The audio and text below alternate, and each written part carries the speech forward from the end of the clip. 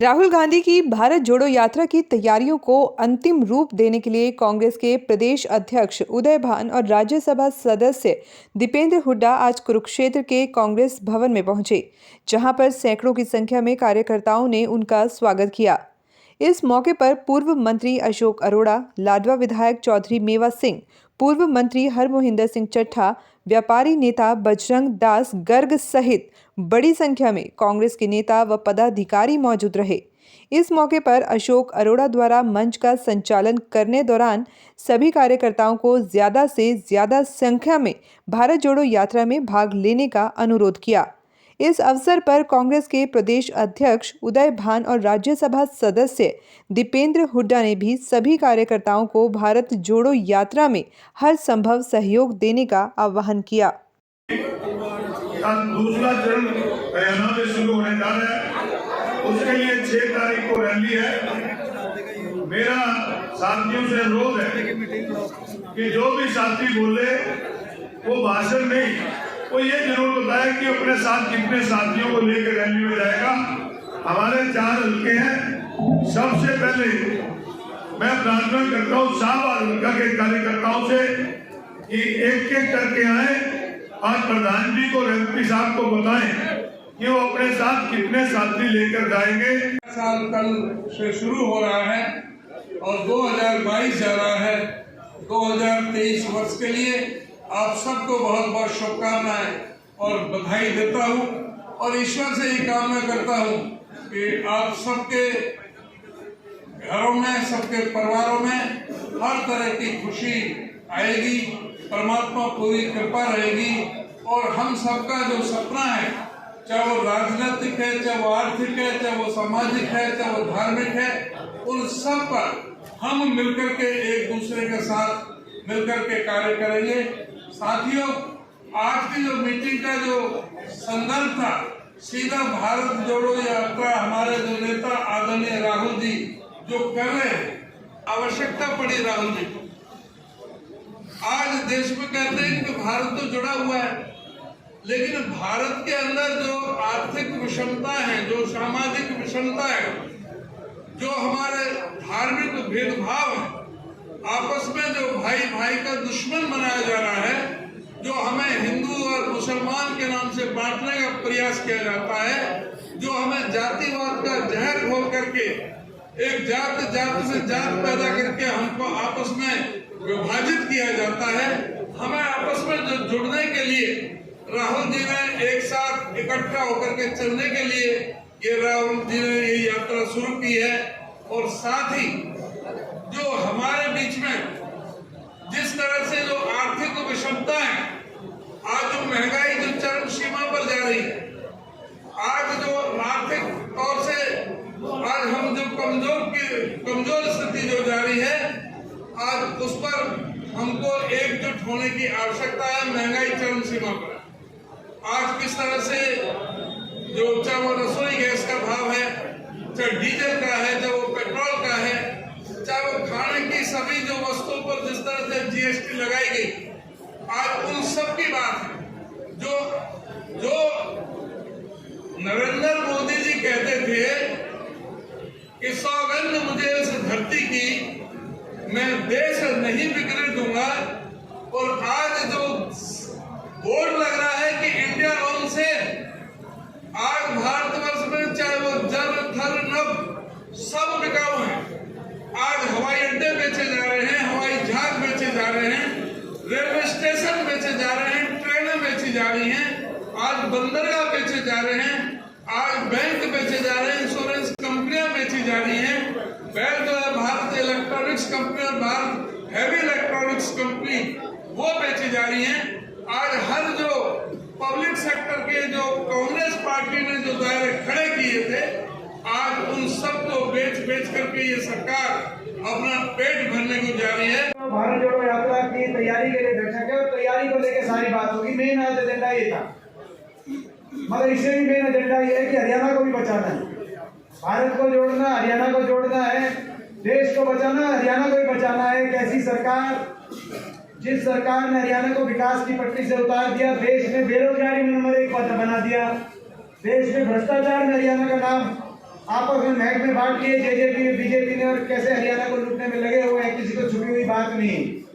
आज महंगाई ने हर घर का बजट बिगाड़ दिया। आज किसान का अपमान जो हरियाणा में हुआ, देश के इतिहास में काले अक्षरों में लिखा जाएगा। पीढ़ियां याद करेंगी कि ऐसी सरकार थी कि 750 किसानों के घरों के चिराग बुझ गए, लेकिन उस सरकार ने उस किसानों की ना परवाह करी ना पूछ करी। ऐसी भी सरकार कोई आई थी, ऐसी अहंकारी और ऐसी घमंडी सरकार कोई आई थी, देश के इतिहास में नाम दर्ज करा दिया इस सरकार ने।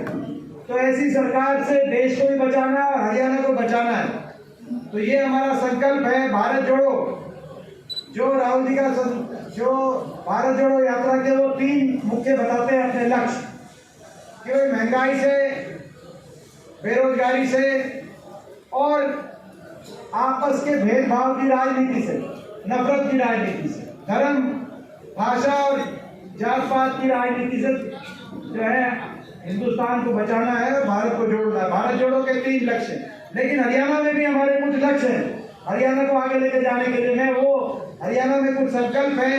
इन संकल्पों को लेकर आप और हम चल रहे हैं हरियाणा को बचाने के लिए।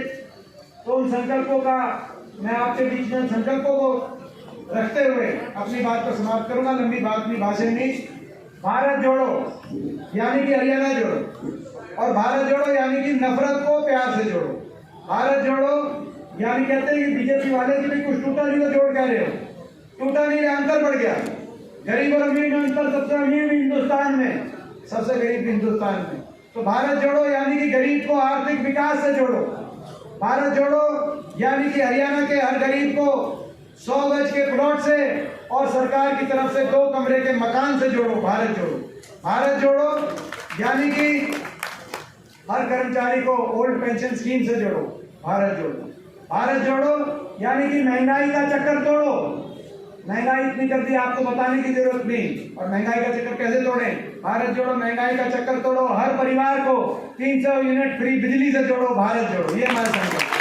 भारत जोड़ो किसान को एमएसपी गारंटी और सम्मान से जोड़ो। अगर किसान का कोई अपमान करे सरकार तो उसको चकनाचूर करो। तो भारत जोड़ो किसान को एमएसपी की गारंटी से जोड़ो। भारत जोड़ो। भारत जोड़ो नौजवान, बेरोजगार नौजवान को, देश में सबसे ज्यादा बेरोजगारी जो झेल रहा है हरियाणा का, बेरोजगार नौजवान को रोजगार से जोड़ो। और रोजगार कैसे जोड़ो?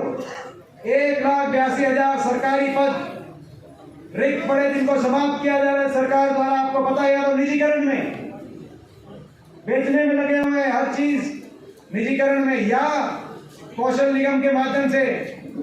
मुख्यमंत्री जी कह रहे थे, विधानसभा में सुन रहा था, मुख्यमंत्री जी कह रहे थे खट्टर साहब कि भाई आप कौशल निगम में, हमारा दावा है कि किसी हमारे विधायक के, किसी विधायक का लड़का या विधायक का रिश्तेदार कौशल निगम में नहीं भर्ती हुआ।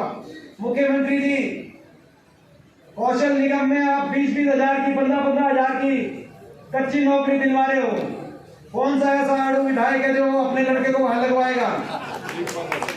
ये आप किसको बता रहे हो? आप बताओ, HPSC वालों को बताओ जो करोड़ों पकड़े गए जिनके दफ्तरों में, स्टाफ सिलेक्शन कमीशन वालों को बताओ, बड़े बड़े घोटाले, 20 के पेपर लीक हो गए। आप बताना तो उन नौकरियों में बताओ, क्या मामला था पुंडरी के विधायक का, वो बताओ, था कि नहीं था? क्या मामला था फतेहाबाद के विधायक का, जोड़ाराम जी का, बताओ क्या मामला था, वो बताओ।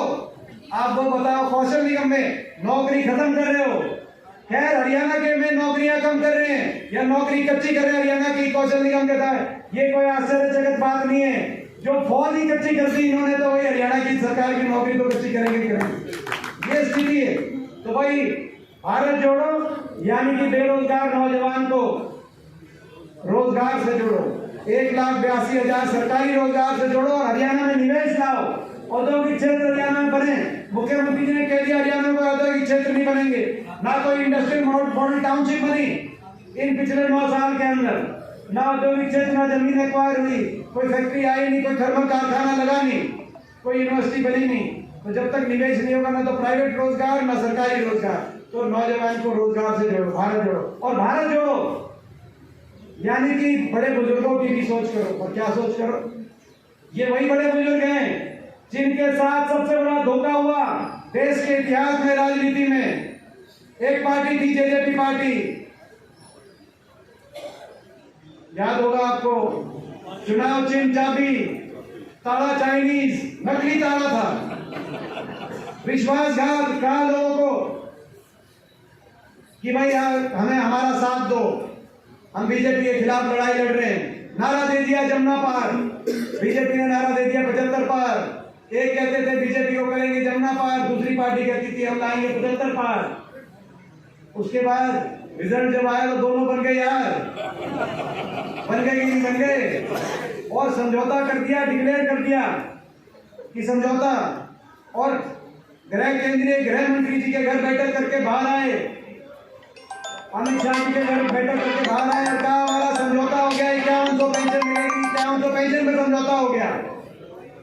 मैं पूछना चाहता हूं आपसे, अपने बड़े बुजुर्गों से, 5100 पेंशन आई है या नहीं आई है?